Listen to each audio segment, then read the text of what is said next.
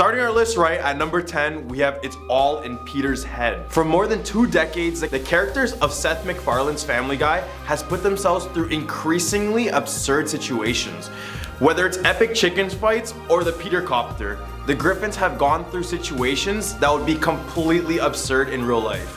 However, in the world of the show, they can get away with just everything and be fine in just the next episode. So why is that? A Reddit fan theory suggests the reason why they do this is because the world of Family Guy takes place inside of Peter Griffin's head. Let's begin with his kids. We all know the unattractive daughter Meg. Well, it's said that she's actually a beautiful and popular teenager with a slight drinking problem. Meanwhile, Chris is actually a mentally challenged brother.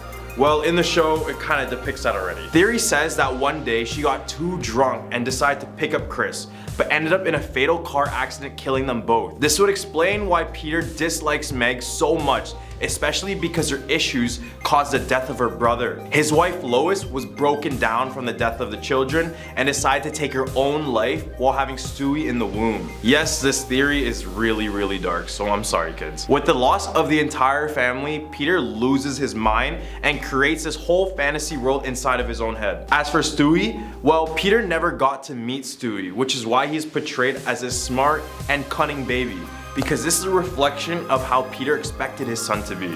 Coming at number 9, we have an allusion to the Twin Towers. First of all, rest in peace to all of those affected. But did you know that Family Guy creator Seth MacFarlane was due to catch a flight that was destined to hit the Twin Towers? And his reason being was that he was hungover and overslept. Because I didn't know this, and I swear a lot of celebrities claim they just missed this tragedy. But this one is a little bit deeper than that. It was such an important event that fans thought it was the direct inspiration for the film's plot of Stewie having a near-death experience. Do you remember the scene where Stewie would get crushed by a falling lifeguard seat? Well, the scene is peppered with snippets of dialogue that may or may not reference the falling towers. Such as Stewie saying, quote, "Well then, it seems like there's only one thing to do. I must ensure that I had never gotten a close call with that lifeguard tower in the first place." And he also was saying, quote, "Yes, I did it. I stopped the tower from falling." This line struck out to me a lot because the falling tower was mentioned throughout the entirety of the film. Stewie's main goal was to go back in time to stop this tragedy. This moment could be attributed to the way Seth feels about missing the flight that was due to crash into the Twin Towers. That mixed feeling of guilt and relief is one of those feelings that are very hard to deal with, which could have inspired this traumatic episode in the first place. At our number 8 spot, we have the CIA's responsible for all humanoid animals. Do you remember that large chicken that would almost come out of nowhere and just start a full-on MMA fight with Peter? Well, his name is Ernie the Giant Chicken. Damn, I remember those fights, and I swear they would last just the whole show and be super chaotic and whatever. Well, a theory proposed by Reddit user Dial Taylor states that the CIA and the Family Guy and even the American Dad series has the ability to put human brains into any other animal or human. Klaus from the sister show American Dad and Brian Griffin from Family Guy are both great examples of this because they are both intelligent humanoids that could potentially pose problems for the CIA, such as Klaus potentially beating the USA in the Olympics for skiing and Brian being a hardcore liberal. Humanoids appear all over the universe. It could very well be a brain swapping program used to control the population.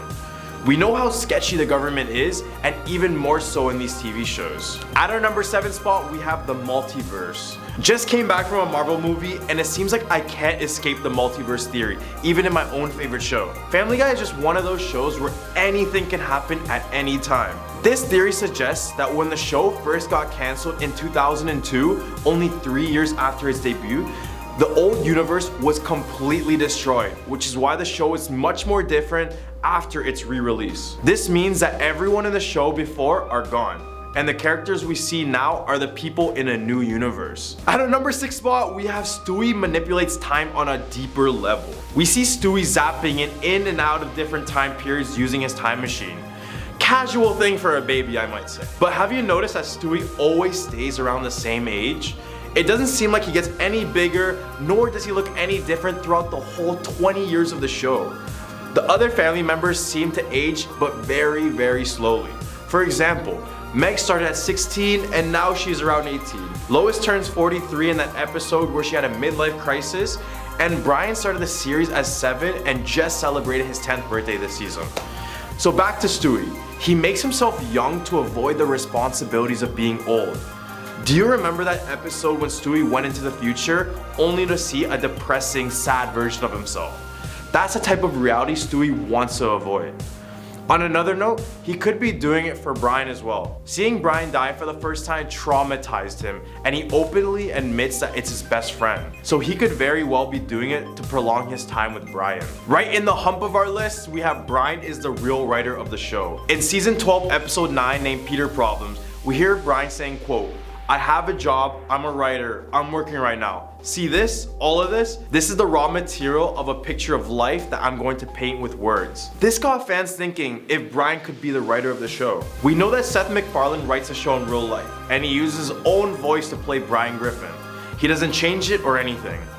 This could explain why Brian is often seen as the voice of reason, or is the one to dispute arguments and feuds between different characters. Most of the exclusive and deeper meaning Family Guy episodes are the ones with Stewie and Brian. And since Brian experienced these firsthand, it makes sense that these episodes are in more detail than any other. Number 4, we have Peter saved Lois's life. Reddit user Lemonade proposed a theory that Peter saved Lois from a life of depression and potentially worse. It's mentioned many times in the past that Lois was a drug addict in her days as a young adult. She has also shown bad tendencies such as being a kleptomaniac who is unable to resist the urge to steal. On top of that, her father is rich, but always seemed to be a little bit busy and would often neglect the young Lois. Being from a rich family meant that it was unlikely she faced the consequences for her actions. So picture this, a young rowdy girl with no discipline and an addiction to drugs. It almost seems like a recipe for disaster, all until Peter came along. Peter was mentally challenged at the time, so this gave a misdirected Lois an opportunity to take care of someone, which also slowed down her life in a good way. All the way at our number 3 spot, we have Family Guy's All a Cover-Up. Originally, everyone's lives in the show were amazing. Cleveland still had a wife, Joel had his son, and a loving marriage where his wife didn't cheat on him. Quagmire did the single life, and his family probably wasn't tragic at this point. Peter was dumb, but still managed to care for his family. Well, except for Meg. However, as the show progressed, everyone's lives took a turn for the worse. Peter and Lois will get into more frequent arguments, which led the two to be separated multiple times. Meanwhile, Cleveland lost his wife and his show, so when he came back, he gained a wife that still loves someone else. Quagmire started to hate on Brian aggressively, and he would often confess his love for his best friend's wife, Lois. Bonnie and Joe had a baby, but right after they would begin to hate one another. Even Brian died for a bit. At our number 2 spot, we have Joe Can Actually Walk. Joe is just known on the show as a character glued permanently to his wheelchair due to an accident in the past. Joe is often seen to act over the top emotionally, but is also used to insert awkward yet still funny humor, often regarding his disability. However, many fans believe that all of it is just a cover-up and he is actually able to walk. In many different episodes, Joe explains the origins of his disability, but each story is different from one another.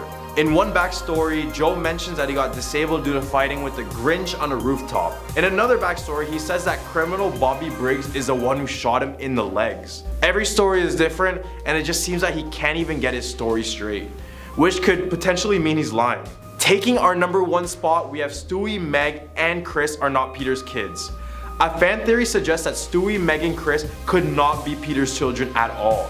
Well, first of all, do we really think any one of them looks like Peter or Lois? In season 15, episode 20, named A House Full of Peters, it shows Peter donating his sperm to a sperm bank. The kids that shared the same sperm all pretty much look the same as Peter. So how could Stewie, Meg, and Chris not look like Peter at all? The theory states that back in the day, Lois had many affairs, and we could see that that isn't impossible, especially with her fishy past of adult filming and substance abuse. Coming at number 10 spot, we have Bikini Bottom is the result of nuclear testing.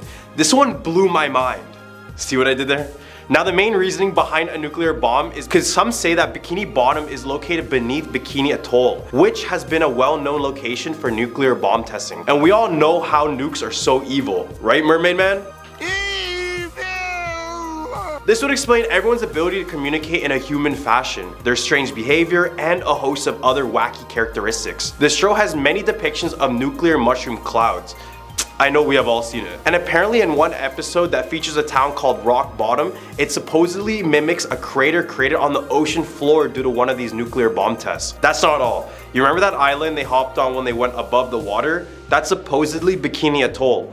And the reason why it's empty is because the US government relocated the 146 residents of the island to conduct these nuclear tests. SpongeBob creators hid this from the public because why would anyone want their children watching a show about post-nuclear sea animals? Doesn't sound too pleasing. At our number 9 spot, we have SpongeBob bootleg tape. This is one of those cases of watching a video that is cursed, kind of what you see in the movie The Ring, except this one is on the kids show SpongeBob. This image was taken from a split-second frame in a corrupted bootleg of the SpongeBob episode Dump. The story is about a tape that was found by a group of 5 teenagers who were rummaging through trash cans outside an abandoned mental hospital. Other than the image, the rest of the video is composed of incomprehensible jumbles of colors, static, or just black screens. The audio seems to be a heavily distorted version of the audio from the original episode with loud droning buzzes occasionally interrupting it. Of these 5 individuals, 2 have taken their life, 1 has gone missing, and 1 refuses to comment on the tape. At our number 8 spot, we have the main characters represent the 7 deadly sins. The 7 deadly sins of Christianity are said to be represented by each of SpongeBob's main characters. According to some fans, Gary the Snail, a bottom feeder who never stops eating, represents the sin of gluttony. SpongeBob's obsession with acquiring a driver's license or Pearl's obsession with boys could be referred to as lust. Mr. Krabs, who once has sold SpongeBob's souls for 62 cents, is undoubtedly an example of greed. Patrick is the laziest person I know in the show, and he turned the sin sloth into a way of life. Given how much Squidward despises Patrick and SpongeBob, Wrath ought to be his middle name. Plankton shows envy the way he despises the success of Mr. Krabs and is always trying to steal the Krabby Patty formula. And of course, pride plays out in Sandy, who thinks she's hot stuff being from Texas and all. If they truly do represent all 7 deadly sins, I don't think this would be God's favorite TV show. At our number 7 spot, we have Krusty Krab's secret formula is crabs. So this theory suggests that Mr. Krabs is a cannibal. Let's dig into the theory because it's kind of juicy. So if you really think about it, Mr. Krabs is the only crab in Bikini Bottom, but why? In a past episode, Mr. Krabs says this. So that's what I taste like. And if you take a good look at the Krusty Krab restaurant, doesn't it kind of look like a lobster trap? You know, crabs, lobsters, same thing kind of. So he makes a ton of money from selling crabs, so he definitely keeps it a secret so no one will truly know about the horrors of what he is doing. At our number 6 spot, we have Chum Bucket's dark secret. Since we just mentioned the Krusty Krab, I thought it was best to mention their not very good rival, the Chum Bucket. We all know that everyone in the Bikini Bottom completely hates the Chum Bucket. This is why every day Plankton gets up to steal the secret formula because it's just not working out for him. A theory proposed by Reddit user SpongeBobLover04 states that the Chum Bucket runs off of cannibalism. First of all, chum is the bait they use to catch sharks, which is usually made up of ground up fish. This would mean that Plankton secretly hunts down fish to ground them up and mix it into his burgers. The fish that would be going to eat at the Chum would be literally eating their own kind. So this definitely makes sense why they're feeling extremely sick after eating this. At the hump of our list, we have Plankton is damaging SpongeBob's brain. As the show went on, it seemed that every episode had SpongeBob doing something more absurd than the last. A Reddit theory proposed by That's a Yikes stated that Plankton's various incidents with SpongeBob caused him to damage his brain. First things first, Plankton was quite literally inside of SpongeBob's mind in the episode Plankton, allowing him the ability to mentally program SpongeBob, as well as showing a competent ability to manipulate the functions of the brain. In the SpongeBob SquarePants movie, Plankton is shown to have mastered mind control with his Chum Bucket helmets, most likely due to the success he had on SpongeBob. Time and time again, Plankton has altered SpongeBob's brain, so it's definitely malfunctioning. Come on, baby, what's the name? We threw out his name!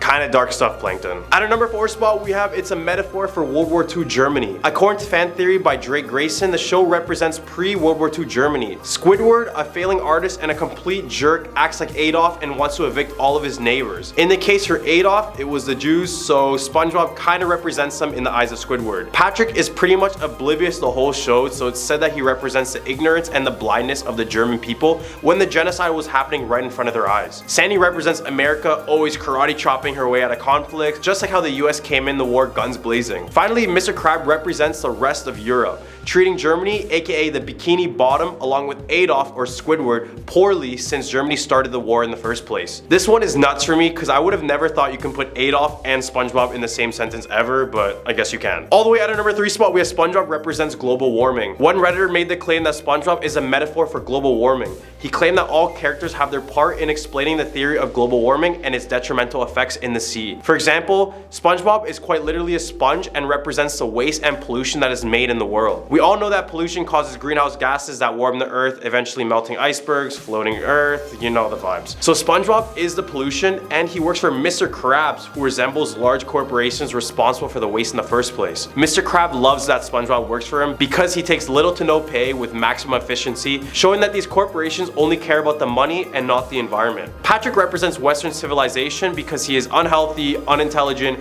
and quite literally lives underneath a rock, and only instigates SpongeBob, which is the pollution, to wreak more havoc in the Bikini Bottom. At a number 2 spot, we have every character suffers from substance addiction. The show was first pitched as an adult cartoon, so before all the child-friendly goofy scenes, there were a few mature topics that were left out of the show. One writer claimed that every character on the show is addicted to some sort of narcotics. SpongeBob is supposedly on speed or methamphetamine due to intense feelings of happiness, increased energy, and his intermittent paranoia that comes every now and again. This fan claims that Mr. Krabs is the dealer, and that's why SpongeBob is okay with making little to no money. Mr. Krabs is said to be addicted to cocaine because of his love for money, which satisfies his substance cravings. Squidward is said to be on opioids, which explains his relaxed nature and his urge to be left alone. Then we have Patrick, who is supposed to resemble the common marijuana user, but in my opinion, he seems drunk half the time. So maybe he does a bit of both. This theory is kind of dark, so I'm sorry to some of the kids who have to hear this one. Coming in at number 1 spot, we have SpongeBob is a nature documentary for humans. Okay, so a YouTuber by the name of Alex Bale coined this theory in the first place, so credits to him. He explains this in more depth, but here's a little summary. He said that SpongeBob is actually a nature documentary film by humans to investigate abnormally intelligent sea creatures that act like humans. In an old SpongeBob DVD, there's a bonus feature that shows human scientists studying and filming the creatures of Bikini Bottom because the fish are exactly acting like humans. There's even one episode where SpongeBob is taking a driver's test and he even runs over the human camera guy who's narrating as well. Test for the year, and if SpongeBob does not pass this one, it means another whole year of boarding school! What happened? We can clearly see his human legs, so this kind of confirms his point. You also remember the human hand that would appear on screen, especially in the opening song when he puts on SpongeBob's pants? Yeah, well, this is because SpongeBob is the main character of the documentary, meaning he has to take care and protect him. Then there's another episode that shows a human family watching SpongeBob and turning it off on the TV, further proving this theory. At our number 10 spot, we have All in a TV Show. Many times in the show, we see Rick break the 4th wall. Not a real physical wall, I mean the wall that separates the character from us, the viewers. So it's assumed that he knows that he's on a TV show. And this is no surprise because the show shows us many times that anything is possible, given that there are an infinite number of parallel worlds. This would mean that somewhere down the line you would find a universe that has you in your own personal TV show. And in the episode Interdimensional Cable 2, Tempting Fate, a little exchange between Rick and Morty happens, with Morty asking, quote, "Hey, what are you doing?" And with Rick replying, quote, "A sequel." And if you think about these interdimensional cable episodes, it's basically about Rick watching the lives of other people, making their lives his TV show. So this would just tie into this theory and give more reason for Rick to know he's actually on a TV show. And if we apply this to myself, for example, this would be a TV show of us making a TV show of someone else watching a TV show of someone else watching us. At number 9, we have We Are a Video Game Character. In the episode Morty Night Run, we are introduced to a video game named Roy: A Life Well Lived. When they arrived at the Blitz and Chips arcade, Morty decides to hop onto this game after realizing it's a virtual reality life simulator. When he enters the game, he plays as Roy Parsons, and the goal of the game was to guide Roy throughout his lifespan from birth to death. When Roy passes away, the game ends and Morty is brought back into the real life. So basically, he's lived out an entire lifespan of someone else. So this brings up the question, what if we were all in a video game? And more terrifying, what if we were all being played by someone else without us ever knowing? Oh, what the hell? Where am I? 55 years. This would also encourage simulation theory, but the fact that someone could be playing you in a video game throughout your life is something to think about even more. At number 8 spot, we have Infinite Universe. In season 1 episode 6 named Rick Potion number 9, Rick and Morty practically destroy the Earth with a Cronenberg virus. This virus was initially thought to turn the Mantis people back into regular humans, but instead it turned all the people in the world into twisted blobs of flesh, similar to things you may see in a Cronenberg film. After the majority of the world was affected by the virus, the two left their reality for another almost equal, where their other selves just happened to pass away just before they arrived. This led to the theory, what if people around you are from other universes who replace their own selves? Even though the multiverse is completely hypothetical, it doesn't seem far-fetched. If you knew that your next door neighbor was from another universe, what would you say to them? How would you react? Would you be scared? At number 7 spot, we have Rick and Morty's dynamic is a representation of mental illness. Rick and Morty are two very different characters, one being extremely smart and the other one being kinda stupid. Many believe that along with this balance, both internally in them, each and combined, they represent dark illnesses such as severe bipolar disease, alcoholism, insanity, and many, many more. Rick is extremely intelligent and very good at manipulating people, which can be seen as a coping mechanism for someone with bipolar disorder. He is always dealing with unusual circumstances and also has a very hyper optimistic outlook on life, something that is very characteristic of someone dealing with depression. In addition to this, Rick is frequently manipulative and controlling of his loved ones. This behavior reflects the way in which people with bipolar disorder often behave towards those closest to him. On the other end, we have Morty, who is nowhere near as clever but is as affectionate and wants nothing more than just to please him. This can be seen as a coping mechanism for those who have schizophrenia. Morty does a lot to seek approval from Rick, which is all common to the illness. The show wanted the characters to be relatable in a sense, which also includes real human mental illnesses. At number 6 spot, we have Rick wasn't an idol, he was a warning. Certain fans think they need to be smart and have a high IQ to understand Rick and his jokes, yet people believe he is a warning of how terribly ignorant and cocky young people can become. Rick was always willing to put his fans in their place, whether it be through clever jokes or his brutal honesty. He was always aware of the way we can easily be taken advantage of, and he wanted to make sure that we all knew. He wanted to stop giving our power to something so easily destroyed, and he wanted us to use our power for good. And Rick did use his power for good sometimes. Just like when he and Morty threw a huge party on the episode Rick's Business. He froze time to give him and Morty time enough to clean up the house before Beth and Jerry got back. He also saved the world many times. Eventually though, everything caught up to him. But that's kind of why personally I love his character so much, and why other people love him so much, which is because he is a reminder that no one is invincible and that we all have to face our fears eventually. Right in the hump of our list, we have Uncle Steve. In the season 2 episode Total Recall, we are introduced to Steve Smith. From the looks of the episode, it seems like he is well liked by the family and he is showing the utmost respect for Jerry, which kind of seems over the top at times. Scene goes that they're sitting at the dinner table when Steve announces he paid for a family vacation for all of them. Then Rick insults Steve and soon after pulls out his blaster and goes for the head. As the bullet goes through his head, it reveals a purplish pink goo and his body shapeshifts into an extraterrestrial. Rick explains that they are a telepathic civilization that embed themselves in memories and multiply more of them on Earth. So what if there was an alien race living among us? I mean, after the photos of the James Webb Space Telescope that were recently revealed, it's just astonishing to think how large the galaxy is and to think there's so much more. There is zero chance we're the only ones out there. So aliens probably exist, but them living among us is a different story altogether, which makes this theory much more scarier. We had UFO sightings, encounters, but what if one tiny green alien managed to fit right into our society, just waiting for his opportunity to strike? At our number 4 spot, we have Enter Into Our Dreams. In just the second episode ever released from Rick and Morty, named Lawnmower Dog, we are introduced to a concept similar to the blockbuster movie Inception. I remember watching Inception for the first time as a kid and coming out of that movie with zero knowledge, so props to Rick and Morty for giving homage. Kind of. In this episode, Rick creates a device that enables you to go inside someone's dream. A Freddy Krueger parody named Scary Terry would go into people's dreams and turn them into nightmares. But when Rick and Morty enters his dreams, they alter the way he acts towards people. As well, they did this for Morty's math teacher in order to give himself a better grade. So what if we lived in an Inception / Freddy Krueger universe where dreams could be entered? The thought of it is terrifying. The fact that we can't control our dreams and the fact that someone can just manipulate our thoughts in our dreams without us doing anything at all doesn't sound too nice. There's already a concept of lucid dreaming, which is when we are aware that we are in a dream and can freely move and manipulate our surroundings at will. So imagine that, but someone else in your dreams. instant headache. All the way at our number 3 spot, we have every episode is a different Rick. A fan theory found online suggests that the Rick that we are watching on the show as of now is not the original Rick.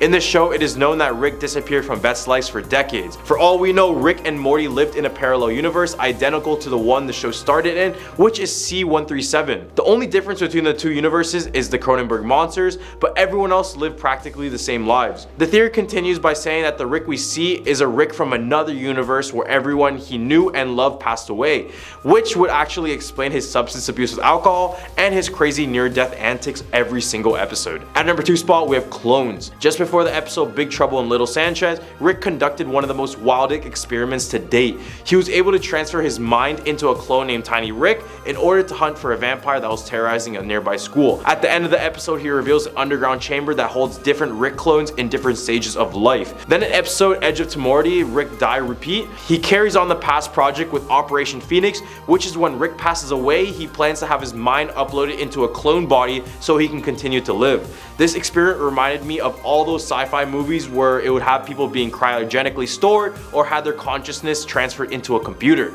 This has some scary implications to it because would your uploaded mind still be you? Like, yes, your brain is there and you have your past thoughts, memories, and behaviors, but everything past your neck down is foreign to your existence. All the way at our number 1 spot, we have a mini universe. In the 6th episode of the 2nd season, named The Ricks Must Be Crazy, Rick's car breaks down and he reveals that he created a mini universe inside of the battery. Rick said he put a spatially tessellated void inside a modified temporal field. And in layman terms, basically means that time inside of their universe moves faster than the one above them. He then explains he gave them electricity and they simulated a whole civilization. I always thought of a mini universe theory. When I watched the Marvel movie Ant-Man and he went subatomic to enter the quantum realm, basically shrinking himself on a molecular level, he goes through different dimensions. So what if the dimension we're just a part of is a much larger dimension and it just keeps going on?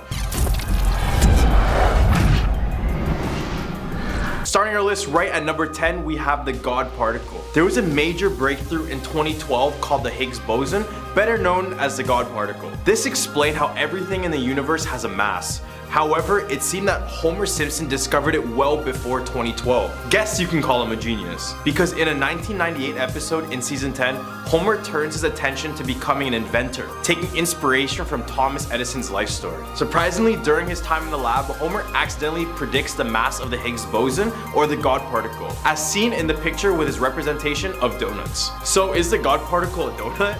Well, not exactly. According to scientists, if you work out the equation, you get the mass of a Higgs boson that's only slightly larger than the nanomass of the actual Higgs boson. Another scientist named Simon Singh claimed that the equation is a playful combination of various fundamental parameters like the Planck constant, the gravitational constant, and the speed of light. So I'll be the first to say it, Homer is not the scientist we want, for specific reasons, but he's in fact the scientist that we need. Coming at number 9, we have the 2013 horse meat scandal. Season 5, episode 19, in the episode Sweet Seymour Skinner's Song that aired all the way back in 1994. Seymour gets fired due to pranks caused by Bart Simpson, with Flanders of all people replacing the principal. In a quick visual, we see lunch lady Doris rummaging for horse parts in a barrel to add to the school lunch. Attention, horse meat is back on the menu, boys. It's no surprise since we've seen Doris do much worse things like date Hans Molman or getting it on with groundskeeper Willie. Fast forward 19 years and the Safety Authority of Ireland discovered horse DNA in over 1/3 of beef burger samples from many supermarkets and ready meals all around the world. This would be known as a 2013 horse meat scandal. Guess horse racing is slowly changing into horse eating. At our number 8 spot, we have a baby cry translator. Season 3, episode 23. In the episode Brother Can You Spare Me 2 Dimes that aired all the way back in 1992. Homer's long-lost brother, Herb, helps create a device that could translate baby cries into real words. This device would have the ability to translate an infant's gibberish into full English sentences. Imagine if this could be done. Oh wait, it did. Fast forward 24 years, in 2016, Taiwanese scientists developed an app that could distinguish different crying sounds of a baby and translate into more common speech. Researchers said that the app can immediately decode a baby's crying sound within 15 seconds. So if you ever want to have a full-blown conversation with a baby, your time is now. Tragically, at our number 7 spot, we have the Seyfried and Roy tiger attack. Seyfried Fishbasher and Roy Hearn, the famous Vegas performers who worked with big game cats, were parodied by the show in 1993. The Simpsons predicted the horned tiger attack 10 years before it actually occurred. In the season 5 episode Springfield, Homer and Ned Flanders travel to Las Vegas where they meet Gunther and Ernst, which is basically a parody of Siegfried and Roy. Near the end of the episode, one of the duel's white tigers is shown attacking one of the performers. Then 10 whole years later, in 2003, Horn actually suffered a career-ending injury after a tiger attacked him during a show. The prediction from afar seems remarkable, but the Simpsons production crew dismissed it by saying that it was bound to happen. Guess they spoke tragedy right into existence, and they're so right about it. With our number 6 spot, we have the faulty voting machines. Season 20, episode 4, which aired in 2008, Simpsons showed Homer trying to vote for Barack Obama in the US general election, but a faulty machine changed his vote. It showed Homer's vote change from Obama to his political rival John McCain. Now 4 years later after the episode in 2012, Obama was up against Republican Mitt Romney. There was someone in Pennsylvania who filmed themselves voting, showing that the machine they were using was broken. Just like in the episode, the machine would switch the Obama picks with Mitt Romney picks. Right in the hump of our list, we have autocorrect. The Simpsons supposedly predicted the autocorrect feature in a 1994 episode. This feature wasn't invented until 2007. In this episode, Bully Dolph wrote the memo, beat up Martin on his Apple Newton. Then the text autocorrects to eat up Martha. When Apple worked on the iPhone keyboard in 2007, rumors say that the engineers knew what they needed to get right, and that was the autocorrect feature. Could this be influenced from the show, or did the Simpsons predict yet another incredible technological feat? Coming in at number 4, we have a Nobel Prize. In season 22, episode 1, which aired in 2010, it showed Homer, Lisa, Milhouse, Martin, and others putting a pool together to bet on who would win the Nobel Prize for economics, chemistry, and other categories. We got to see the Nobel Prize for economics get announced, and while Jagdish Bhagwati won the fictional award on the animated TV show, Milhouse actually casted his vote on Bengt Holmstrom, previously shown on the paper. The thing is, he actually won the Nobel Prize 6 years later after the episode aired, which makes us rethink what's true at this point. Could Milhouse be the one behind Simpsons' predictive powers? Who knows? All the way at our number 3 spot, we have Canada legalizing weed. In a 2005 episode called Midnight RX, filmed during the show's 16th season, character Mr. Burns starts a chain reaction making prescription drugs affordable in Springfield, Illinois. Because of this, Homer and Grandpa Simpson started smuggling cheaper drugs from Manitoba, Canada, and found out that they were praised as heroes. On one of their future runs, they were joined by Apu and Ned. While in Canada, Ned meets a Canadian version of himself, set with a curly afro, but instantly starts taking a disliking to him after the counterpart tries to sell him a reeferino, which was legal there. Remember, this was back in 2005 where marijuana legalization wasn't even thought of. Then, fast forward 13 years later, in 2008, the prediction came true. Canada made cannabis legal in all provinces and territories. Time to add one more correct prediction in our list. All the way at our number 2 spot, we have FaceTime. Season 6, episode 19, which aired all the way back in 1995, Simpsons seem to have predicted commercial video calling. Remember, this is 1995. These were pre-internet days, and in this episode they show Lisa time travel to a time when she's having a face-to-face online chat with her mom, Marge, which was virtually impossible at the time. Oddly enough, 15 years later, Apple re-announced their new and revolutionary FaceTime. But I don't really know what's so special about lagging out every single 2 minutes. But what about Skype? Well, first of all, Skype is almost dead, but Skype was released in 2003, which was still well before the making of this episode. Even though technology was leading to the discovery eventually, Simpsons always seemed to be ahead of the game. All the way at our number 1 spot, we have Donald Trump. 16 years before Donald Trump's win in the US elections, The Simpsons predicted the billionaire businessman would become the president. In season 11, in an episode called Bart to the Future, the show predicted a Trump presidency back in 2000. In the episode, Lisa is pictured sitting in the Oval Office surrounded by advisors, where Lisa said that, quote, "We're inherited quite a budget crunch from President Trump." The show also mocked Trump in an episode last year after he announced he was running for president. The show even featured a scene where Trump was seen waving from an escalator, almost exactly mirroring a video of him taken in 2015. Starting our list right, we have Bart is destined to enter hell. We all know that Bart is a troublesome and disobedient character. Most of the Simpson episodes show Bart acting with no filter, usually causing mayhem all around Springfield. In one episode, he's seen acting friendly towards the devil. This is something worth mentioning because throughout the whole show, we see that Bart has trouble listening to others, but when it comes to the devil, he is all ears. In all past depictions, the devil is able to see into the future, so approaching Bart shows that someday he will join him in hell. Coming in at our number 9 spot, we have Bart puts Homer in a coma forever. In season 4, episode 18, we see Bart trying to play a prank on Homer by shaking up his can of beer, except it goes very, very wrong. The beer explodes and puts Homer in a coma. This is where Reddit user Hard to Pick a Name, well, he claims that Homer has been in this coma for the remainder of the whole show due to Bart's devilish pranks. Like, I mean the whole show, from seasons 4 to 33. The season 4 episode ends with Homer waking up and choking Bart, but it all seems a little too sudden. This would explain why none of the characters seem to age during the show, since Homer only remembers Bart, Lisa, and Maggie as 10, 8, and 1 years old. And if we think about the plot lines before and after this coma, it gets pretty weird. Before this episode, the plot lines included Bart cheating on an IQ test or Homer trying to give up drinking.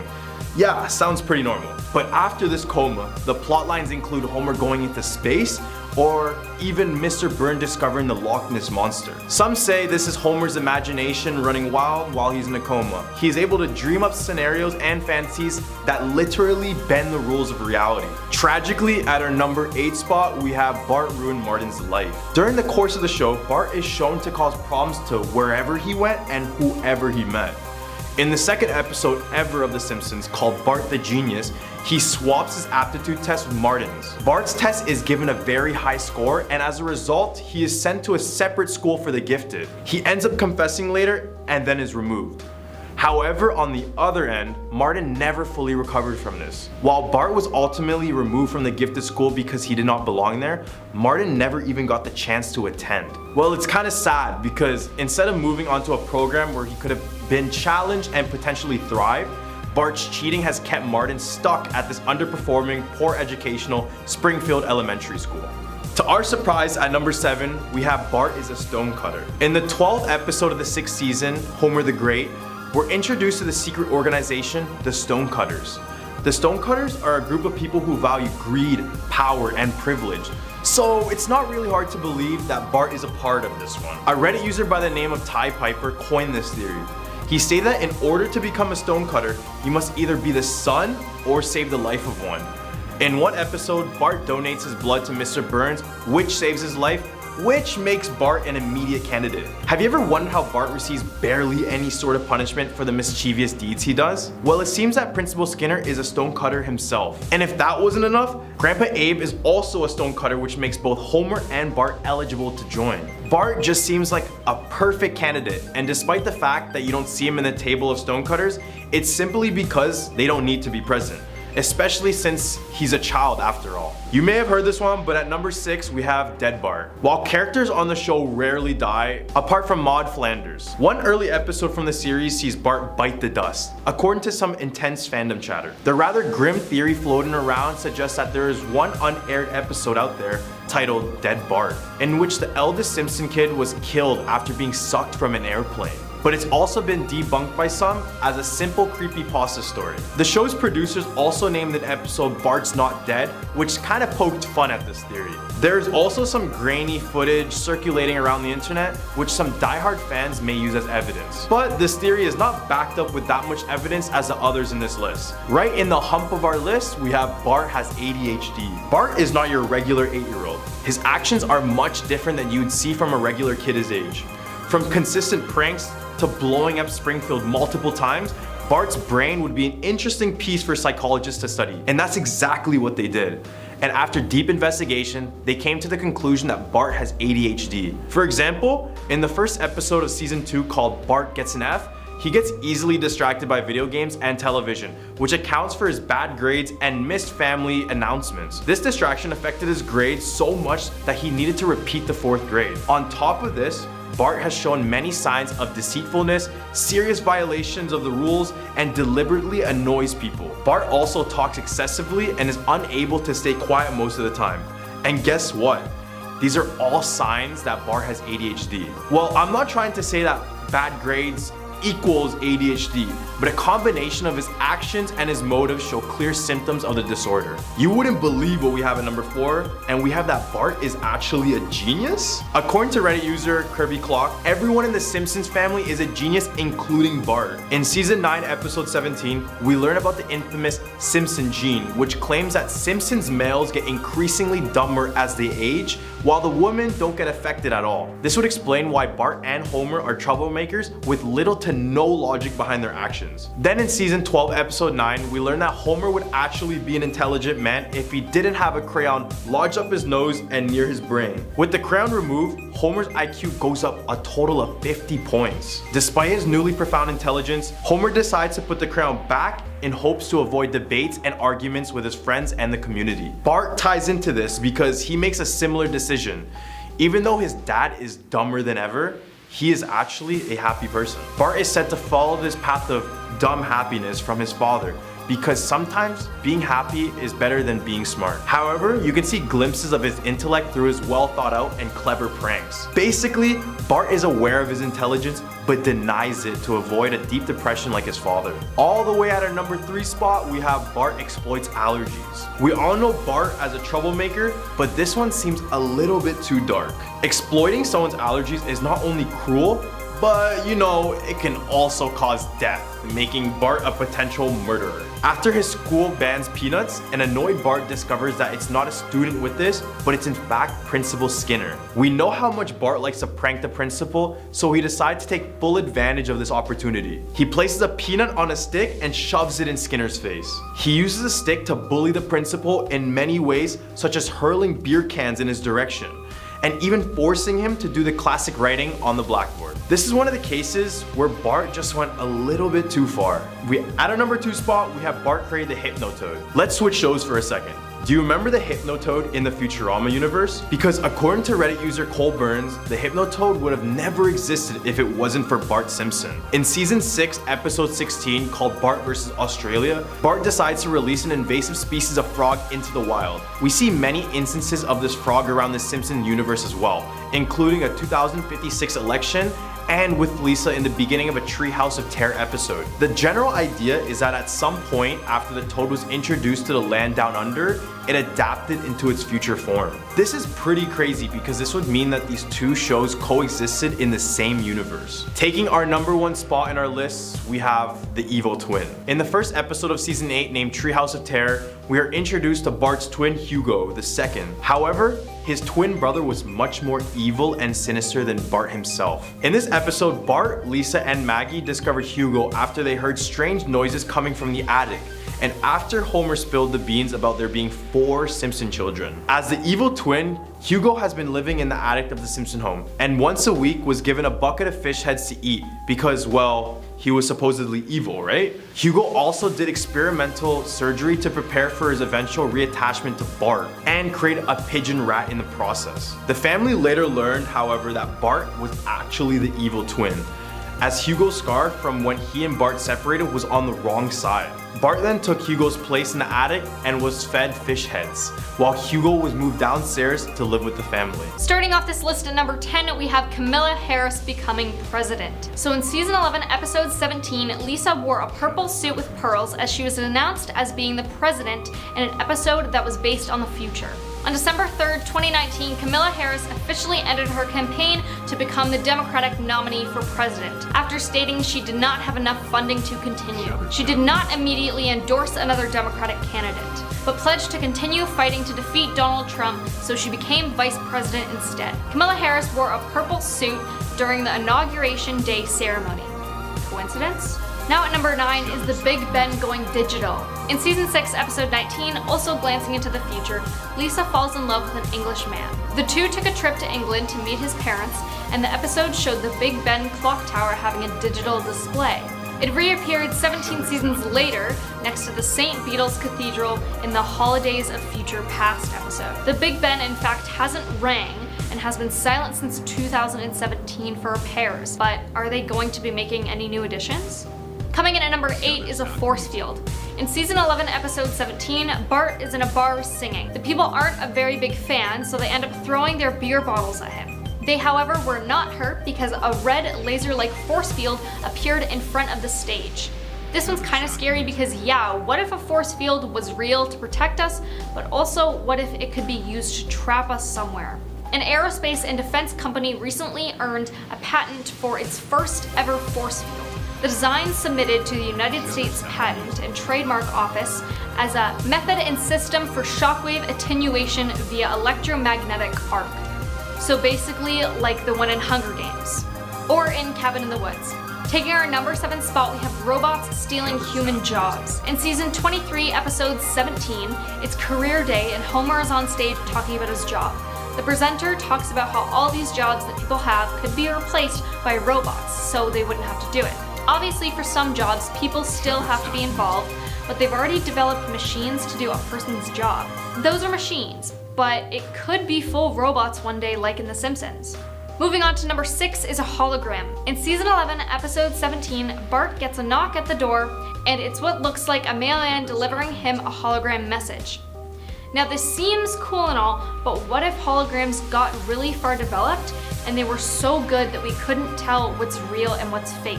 Like in Spider-Man Far From Home when the drones and Mysterio were creating a whole hologram around him, and he didn't know what was real. Researchers have created holograms that change from one image to another, something that could one day lead to the development of animated holograms. Halfway at number 5, we have virtual food.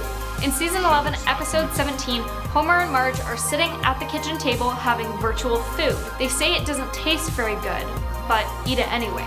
They're wearing what looks like a VR headset, but they have a black tube in their mouth that they are chewing on. I mean, we do have VR, so how really far off are we from developing something like that? A few years ago, 2 people from California went to New York to experience what's called a virtual augmented reality art and dining experience. They did it in a very similar way that The Simpsons had done it in the show, however they still ate real food. I guess virtual food is still a ways away. Now at number 4, we have Ivanka Trump runs for president. In season 28, episode 4, The Simpsons made a subtle point suggesting that the first daughter, Ivanka Trump, would run for president when Homer wore an Ivanka 2028 pin. Later in the same episode, it showed Ivanka taking over Ruth Bader Ginsburg's position on the Supreme Court. The episode was released in 2016, and Donald Trump didn't assume office until January 2017, so I guess they actually predicted Donald Trump's presidency. But say she did run against her father. Could it have come true? Here at number 3, we've got Living on Mars. In season 27, episode 16, Marge isn't happy when Lisa volunteers for a one-way trip to Mars.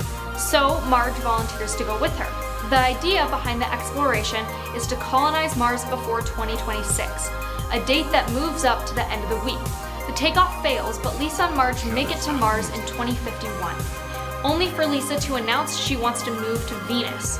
Elon Musk's SpaceX is currently developing a plan for Mars-bound cargo flights for as early as this year, but to fully colonize Mars would require an out-of-this-world budget. And we are already halfway through the year, and they haven't yet. Coming in at number 2 is Hoverbus. In season 11, episode 17, we see a few-second clip of what looks like a city bus going by, but it's hovering just above the ground and it sounds electric. Now, electric vehicles, that's something that's already been done, but not hoverbuses, or at least not yet. Chinese engineers were inspired by the inconveniences of traffic jams in the city and thought of a way out.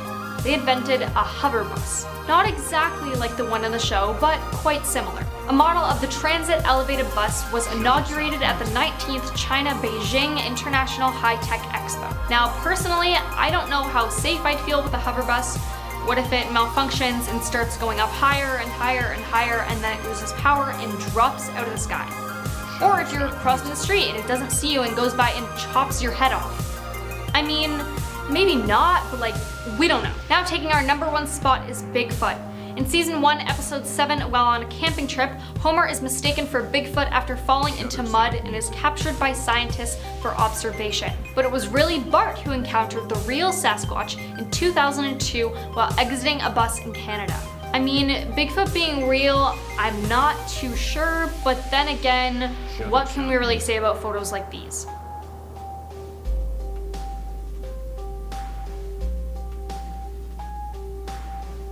Guess we'll never know. At number 10 spot, we have Wile E. Coyote is in hell. Reddit user Sodi MC Doty has a theory that Wile E. Coyote is trapped in hell in a never-ending cycle of gluttony and emaciation. They begin to compare Wile E. Coyote's situation in Greek mythology, specifically the tale of Tantalus. In the tale, Tantalus was tormented by Tartalus by being placed in a river that would recede wherever he stopped to drink, and below branches with fruit that would rise wherever he tried to reach up. Wile E. Coyote, like Tantalus, is trapped in an eternal cycle of false hope and a brutally painful sense of reality. In the show, Wile E is always trying to track down the Roadrunner, but every time he gets close, he fails.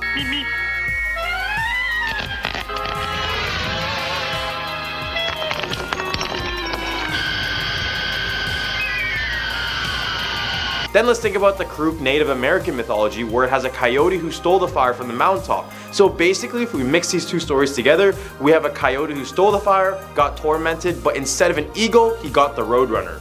So he is in everlasting hell. At number 9 spot, we have every episode has different characters. Reddit user If I Am Seen, I Am High believes when audiences watch Looney Tunes, they're actually looking at a separate and distinct multiverse in every single episode, similar to the multiple universes in Rick and Morty. This user realized there was little, if any, continuity between episodes. For example, in a 1954 Looney Tunes short, the arch nemesis of Bugs Bunny, which was Yosemite Sam, was a pirate looking to terrorize the 7 seas.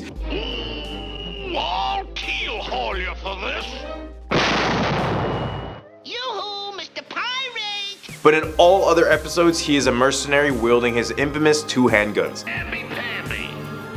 Now all of you skunks clear out of here. This is by far the only time this happened. Sylvester the cat is shown to live and be raised by his granny, but in other episodes, he is seen living as a stray and has a son. This would explain the weird jumps in times as well, such as the times when Bugs Bunny goes back into medieval times. The king! At a number 7 spot, we have the 7 Deadly Sins. What's a TV show without representing the 7 deadly sins? Starting with lust, we have Lola Bunny. In the show, Bugs' lust for Lola has always been known and vice versa. But for many other fans, lust should be rewarded to Pepe Le Pew, and I don't think I need to explain that one. The Tasmanian Devil is gluttony because of his never-ending hunger for anything that runs into his path, and it's all to blame for his short temper and little patience. Foghorn Leghorn represents sloth, just from the way he uses everyone on the show to do various things for him. Yosemite Sam is wrath, as he will literally shoot anything that moves. Bugs Bunny is pride because he knows he's able to outwit anyone on the show, including the moments with Elmer Fudd, where he would go through the most outrageous incidents with him only to come out on top. Be very, very quiet. I'm hunting rabbits. Wile E. Coyote is envy because of the fact he's always trying to catch the Roadrunner. He is simply envious of his life, since Roadrunner seems carefree most of the time. And finally, we have Daffy Duck as greed. This one shouldn't be a surprise since he has an addiction to material possessions. At number 7, we have Bugs Bunny murder Hugo. A now deleted Redditor theorized that Bugs Bunny may have committed homicide in at least one incident. In the 1946 animated short Racketeer Rabbit, Bugs encounters 2 ruffians named Rocky and Hugo. When he stumbles upon their hideout in an abandoned farmhouse, Hugo is told to take Bugs, quote, for a ride, which implies that he was going to get rid of the rabbit. The episode continues with Bugs and Hugo going on a car ride, with only Bugs coming back. Hugo is never seen again. Bugs then says that he will no longer be bothering them, making this fan believe that Bugs took it on his own to commit the crime. This is no surprise because Bugs is known to do some violent acts in the show. Don't believe me? Watch this.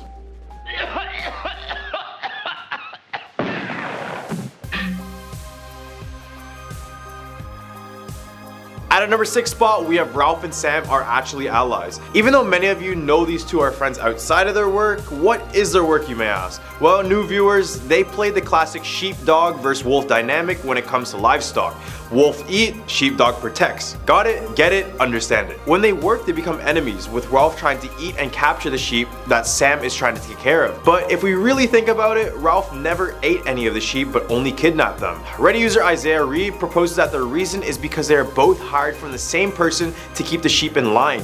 This would explain their work, them clocking in, but this would also explain why the sheep never stray too far away, because they depend on Sam's protection. Basically, it's all a gimmick to keep these sheep doing sheep things. In the hump of our list, we have Bugs Bunny, who was raised in a lab. I really don't know what to feel about this one. It's no surprise Bugs is one of the smartest characters in the Looney Tunes. Like countless of times we see him do the impossible, showing his invincibility, his extreme wit, and is smart enough to break the 4th wall, which is when he talks to us viewers. So how did this all come to be? Some fans suggest that Bugs was actually raised in a lab. Hear me out. This would explain why he calls everyone Doc.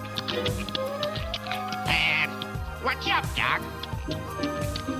And the fact that he can get out of any situation just shows how resilient he needed to be when he was having these tests done in the lab. This would also explain his desire to tunnel long distances, because at one point his life depended on it. And surprisingly, the same fans believe Elmer Fudd is actually a lab agent disguised as a hunter to hunt down the rabbit that escaped. At number 4 spot, we have Porky Pig was abused. In the earlier episodes of the show, Porky would be shown to be a confident fellow, especially in his famous disputes with Daffy Duck, but as the episodes went by, the confident pig now turned into a fragile pig that allowed every character to walk over him. Now fans dug into this theory as well. They suggested that Porky developed his infamous stutter after growing up his whole life in an abusive household. So this is why after his constant fights with Daffy, it said that it slowly triggered him and reminded him of the past abuse that was done to him, otherwise known as PTSD. Now as we see him, he is just some guy that everyone likes to pick on and may suffer from self-esteem issues altogether. At number 3 spot, we have Daffy Duck is suffering from brain damage. A Reddit user by the name of Brad and Best investigated a 1938 short named Daffy Duck and Egghead, which also happened to be one of Daffy's first appearances. In the short, he would sing his very own version of Merry Go Round that explained a tragic backstory despite its uplifting performance. The song went, "My name is Daffy Duck, I worked on a merry-go-round, the job was swell, I did quite well, till the merry-go-round broke down. The guy that worked with me was a horse with a lavender eye, around his whirls we winked at girls till the merry-go-round broke down. Up and down and round we sped, that dizzy pace soon went in my head. Now you know why I'm dizzy." As we could tell, this song tells us that Daffy suffered from a brain injury, that he worked at a carnival, and he was in charge of the merry-go-round ride there. So during one shift, he was careless and became a victim of a careless workplace condition. And we see this in the character to this day. Like, I mean, he's pretty smart in some cases, then he shows us his short-term memory loss in another, let alone his trouble with communicating. This theory is not much of a theory, but probably a given. At number 2 spot, we have Bugs Bunny is actually dead. Throughout the show, Bugs Bunny evolves a lot as a character, and sometimes these changes are very drastic. The theory where I mentioned that the characters we see now aren't the original kind of ties into this one. But more specifically, this one is about the death of Bugs Bunny. Fans suggest that Elmer Fudd had actually caught and executed Bugs Bunny, and the one we see now is just Bugs' son that goes by the same name. This could explain why the two are always seen fighting the whole time, and this current Bugs is aware of the tactics Elmer uses because of his own father. At number 1, we have more death. Reddit user Clifford watched the 2011 Looney Tunes episode named Sempier Lies, where it has Bugs Bunny lying to Porky Pig about helping his fake sister Viola move to Albania so he isn't forced to attend a boring festival that Porky enjoys. Bugs is eventually forced to dress up as this phony sister and boards a plane to Albania. We see in the beginning of the episode that Bugs is reading a newspaper that says US spies imprisoned in Albania, and when Bugs arrives at the Albanian airport and gives the airport personnel his passport while dressed as a woman, they mistake him for a spy. So basically, Bugs gets booted into a prison and meets an elderly white man in the cell next to him. Then fast forward into a year and Daffy Duck storms the prison and rescues Bugs, but the old man is nowhere to be seen. Since it was a terrible prison, this user claimed that the man had probably died of old age or even worse, malnourishment, which is pretty dark for the show. Well, these are the top 10 dark Looney Tunes fan theories. I'm your host Andrew, and that's all for you folks.